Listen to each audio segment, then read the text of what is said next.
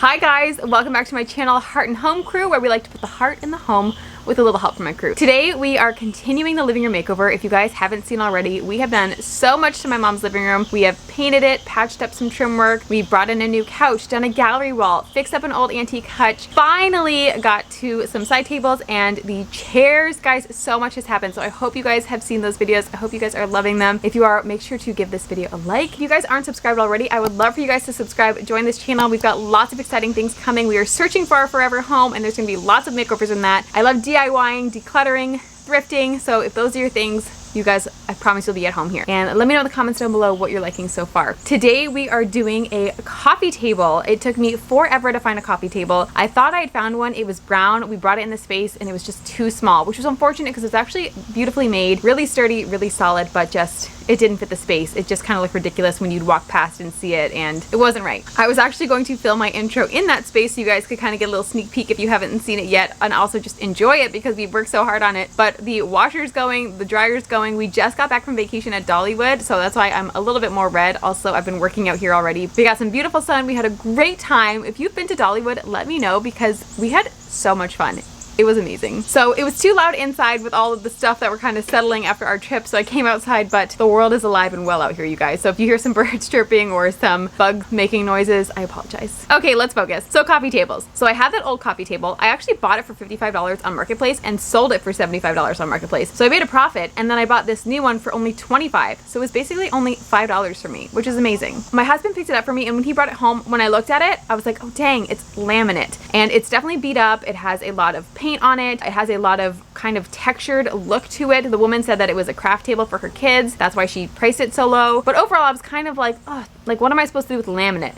So do I paint this? What do I do with this? But then for this video, I actually picked it up to move it for you guys to show you it in this space. And it is solid. So my brain started thinking, is it laminate? I don't think it's a veneer top. Like this doesn't make sense to me. So I came outside and I cleaned it with my favorite cleaner. It is Simple Green. It works really well, just like TSP, but it's a bit safer. It's a degreaser. It works awesome on furniture. So you want to make sure when you wash this on that you don't let it dry though, and that you wash it off with water. So I got all the nooks and crannies, and then I was like, you know what? Let's just test this out. So I started sanding, and the way that you can tell if a piece is veneer or not, or has laminate on top, is the edge won't have the grain of the wood. It'll actually be different from the top, but this has the grain. So I think this is a solid table, which is so exciting for me. But it also means that this project that I told my husband would take just a couple hours, maybe a day, is probably going to take a little bit longer because that means that sanding is involved. So I got started on that already. Like I said, that's also why I'm a little bit more red. I've been working out here. It is also so hot. I am sweating like crazy. And also, just for a sec, I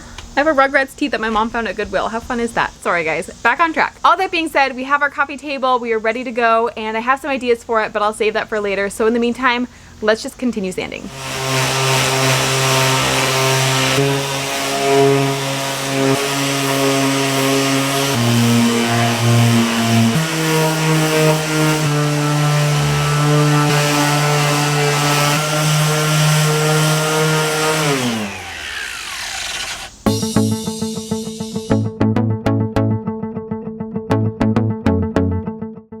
You guys, I am using my Ryobi orbital sander to sand every flat surface that I can get on this table. I'm using an 80 grit, and that's just getting all of this paint off. So like I mentioned earlier, I thought it was laminate, but it's definitely just thick paint. I believe it's enamel paint, and it's hard to get off with some sandpaper, so this orbital sander is coming in clutch. For the more rounded edges, I just went in with some normal sandpaper and used my hand, and it got very tiring very fast. I actually started on the legs hand sanding, but it was impossible, and because they're not totally rounded, I was actually safely able to use my orbital sander to sand those down. Hallelujah. But unfortunately, all good things must come to an end, and I had to go back to hand sanding because I couldn't get it in this area. So I'm using this cool little like foamy thing that's really soft and makes it nice to sand. So I just wanted to share that with you because I really liked it. Helped me get into all those little tiny little groovy parts without ruining my hand. So then I said, you know what, this is taking forever. I want to flip this table over and take the legs and the bottom part off and separate it to see if I can kind of get some spots that the sander couldn't quite reach. So before I did that, I just wanted to vacuum up some of the sawdust. Enjoy this moment right here. Just that I didn't make as big of a mess.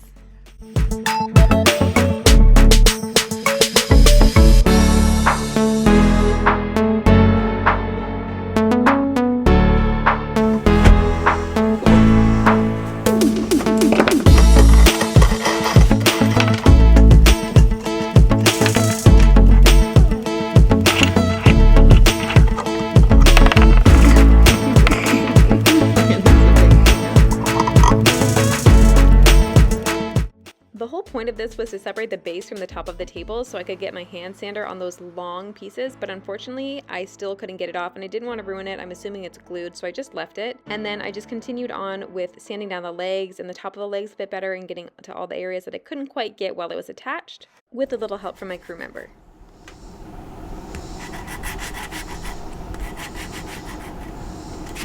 Look at this, look at this, look at this, it's so beautiful. I did this.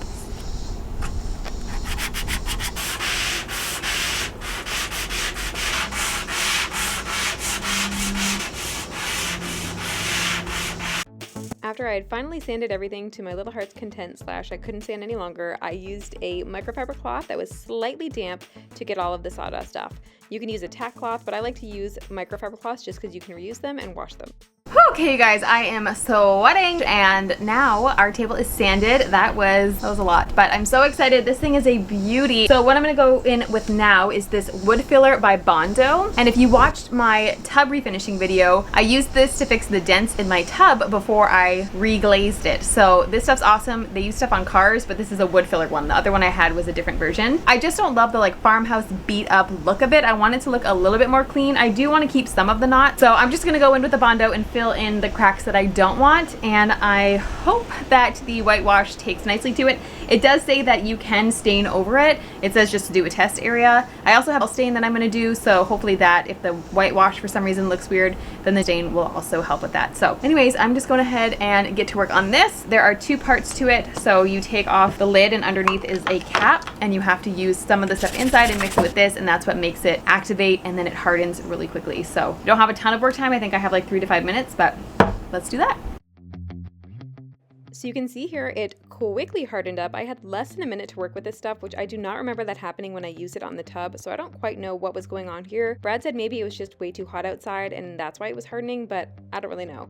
Anyways, I'm so glad that it wasn't really working out for me because I stopped using it, and you'll see later on why that was such a big blessing. So I ended up switching to wood filler, and honestly this one was a little bit old. It's supposed to be really pink and then it dries to like this color, but it was still workable, so I thought, why let a good thing go to waste? And I used it to fill in, like I said, all these little cracks and dots and things that were just too much for me.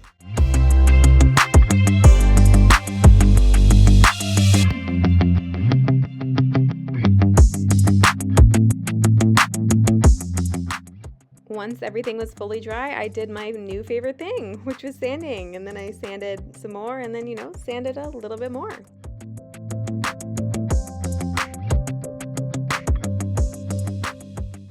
But in all honesty, I just sanded everything down until it was smooth with the table and I could run my hands over it, and it felt like it was all consistent and you couldn't tell that there were any divots. And then I took 220 sand grit paper and sanded everything super smooth. This is the final finishing sand, so you want to make sure that everything feels as smooth as possible. This is honestly my favorite part. I just feel like everything starts to come together here right before we add our whitewash, and it just feels so good and so smooth. So then we're just going to wipe that down with our cloth, and then using my favorite Saman wood stain. This is a whitewash. I love this so much. This table is already beautiful on its own, but honestly this just adds such a beautiful white color to it. I enlisted the help of my crew member Molly because she's just always so willing to help and just super excited about it. So this is as simple as wiping that whitewash on and then quickly wiping it off.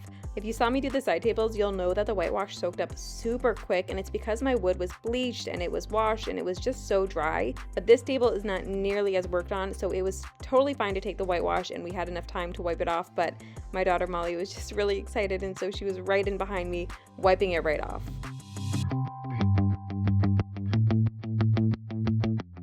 And then I tested it on that green Bondo spot, and when you know it's not going to work, but you're just like, well, maybe there's just like a little bit of like magic involved. Yeah, there was no magic involved here.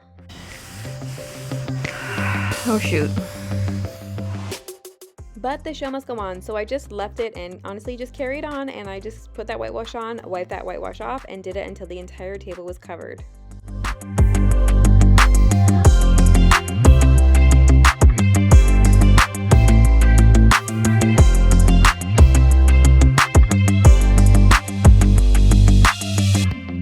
Alright you guys, it's the next day and we have finished the whitewash. You guys can see, and you can even see when I was whitewashing it, that it didn't work very well on the top. It unfortunately, instead of hiding all of those elements that I wanted to hide, it just made them way more pronounced, and that really stinks. The Bondo completely showed through, which it says a stain would cover it, so I understand that a whitewash is different. You know, it's meant to just be a thin layer. Sometimes in my brain, I think things and I'm just like, this is gonna work out, even though I know that it won't. So I'm so happy though that I only did the small sections of the table and not the whole thing, because that would have been a disaster. From the beginning, I knew that I wasn't just gonna do the whitewash. I actually have something else in mind for a second layering technique, but I just wanted you guys to see how beautiful, if you guys watched my side table video, I talked about how beautiful the Simone whitewash looks on a less intense wood, a lighter wood like pine. It looks so beautiful. So I'm glad I was at least able to show you guys that if you do have something you're working on and you don't have to patch it up and you can just use a whitewash straight on a soft light wood like pine, it looks so beautiful. So I highly recommend it. Also, everything that I've used in this video I will have linked down below. If you guys need a link or if you need something, it'll be down there for you. So we're gonna move on from this and we are now going to try to stain it in this antique oak. This is a beautiful color. I saw someone else do this technique where they whitewashed the furniture and then they added the antique oak. Anyways, you guys, let's go ahead and say a prayer and let's see how this looks. Ew. Is it supposed to look like chocolate pudding? Like, do you guys see? Is this like normal? This is my first time using a water-based stain. So like, ew. So I have a rag. I'm gonna wipe it on and then wipe it off really quick. Here we go. Oh, maybe I should have mixed it more. Maybe I should have mixed it more. It's not covering the green. I'm gonna cry. It's pretty, but it's not covering the green. Dang it.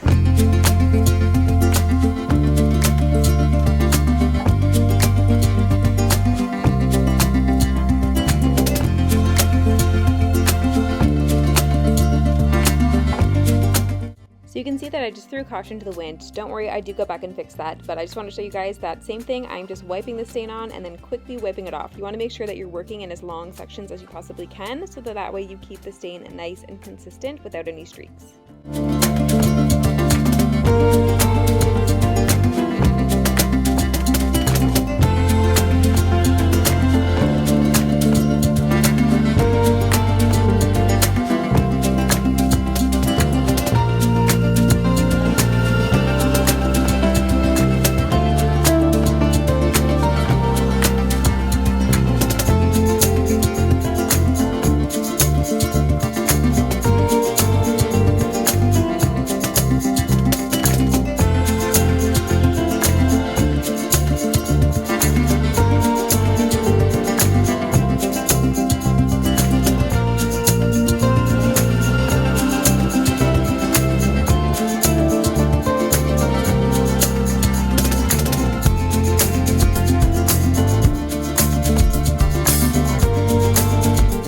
Table's looking gorgeous, but I did need to go and fix those Bondo spots, so I actually went in and sanded them off. I wish, going back, I would have just sanded down this entire section, but I only sanded off what I could see, and then I went in with a knife and just chipped out all of those little pieces of Bondo. They honestly came out very easily. And then I just sanded those down smooth again with an 80 grit and a 220 just to match the table, and then I did whitewash and the stain, and then I actually went over the entire table again with a second coat of stain. As we wait for that stain to dry, let's go ahead and add in all the final touches that are going to make this living room cozy and complete.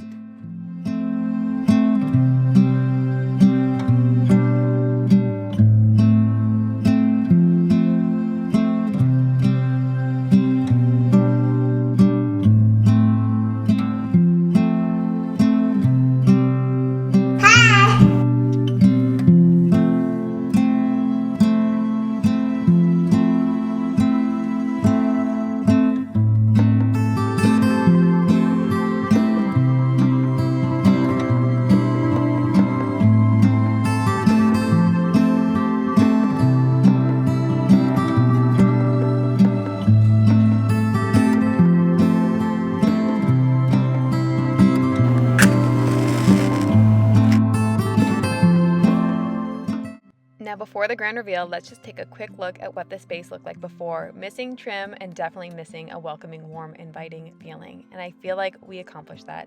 The space is now cozy, it is complete, and it is ready for a family to come and sit, gather around, and share their favorite memories. I hope you guys enjoyed this transformation. The coffee table turned out so much better than I imagined. From that yellow, dirty, well-loved craft table to this beautiful, stunning piece. I am so happy with how the combination of the whitewash and the antique oak stain came together. I will definitely be using this technique again. Thank you to those of you who followed this living room makeover from the beginning. If you haven't already, go back and check it out. We have such a beautiful series watching the space transform over time. I did end up changing out those throw pillows, like I said. I just felt like it made it so much calmer. And then I found these amazing stools that I ended up buying. Maybe one day I'll refinish them, maybe I won't, but right now I love them. It has been such a journey to get here, and I am so happy with the end result. I love being able to say that this room is about 90% thrifted. Almost everything in this room was either found at a thrift store or on Facebook Marketplace, and all well under budget. The only things we bought brand new were the rug and I think one or two of the frames from IKEA. I hope this makeover has helped you see that you can bring old things back to life with a little bit of love. Thank you guys again for watching. If you aren't already, please subscribe. We would love to have you here. I'm so excited to see what's next. In the meantime, let me know in the comments down below which part of this makeover series was your favorite. Was it the hutch? Was it the coffee table, side tables, the original painting of the room? Let me know. For me, it's definitely to see it all come together. I love it so much. Thank you guys, as always. You're the best.